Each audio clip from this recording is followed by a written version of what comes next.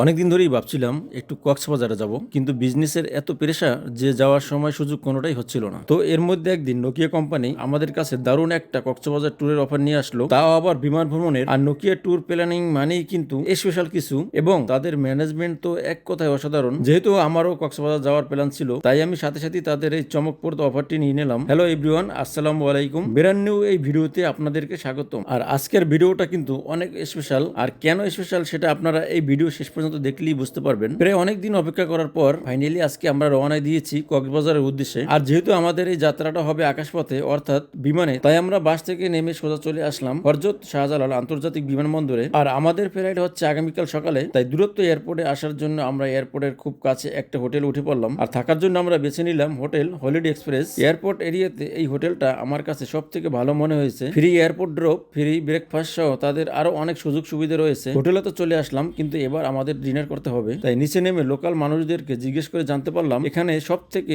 ভালো খাবার পাওয়া যায় এই নিউ পারভিন রেস্টুরেন্টে। তাই আমরা চলে গেলাম নিউ পারভিন রেস্টুরেন্টে, এবং এখানেই আমরা রাতে ডিনারটা সেরে নিলাম। আপনারা যারা আমার মতো এখানে আসবেন, তারা চাইলে এই নিউ পারভিন রেস্টুরেন্টে খাবার খেতে পারেন। আর সত্যি খাবারের টেস্ট কিন্তু আসলেই অনেক ভালো ছিল। রাত প্রায় 11টা প্লাস, আর আমরা এখন ঘুমিয়ে পড়বো, কারণ কালকে সকালে আমাদের ফ্লাইট রয়েছে। কক্সবাজার ভ্রমণে এটা ছিল আমাদের প্রথম এপিসোড। বাকি এপিসোড গুলো খুব দ্রুত পেয়ে যাবেন। ততক্ষণ সাথেই থাকবেন। আল্লাহ হাফেজ।